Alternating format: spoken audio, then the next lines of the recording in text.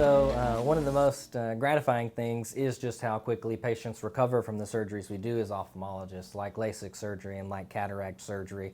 It's just a wonderful privilege to get to care for somebody in that way and see these quick recovery times and the huge benefits in their overall life that they get from these surgeries that are quick, relatively painless, and easy to heal from.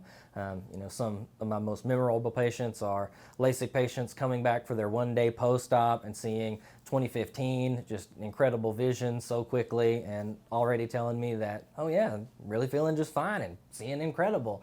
People that used to wear very thick glasses, or they're telling me that, I wake up at nighttime and to even care for my child, I've got to fumble, look for the contact lens case, and the first thing I do is I reach for my nightstand and then realize, wait a second, I don't need those glasses anymore. And so I just love hearing those stories and hearing how people just love the results of LASIK and refractive surgeries.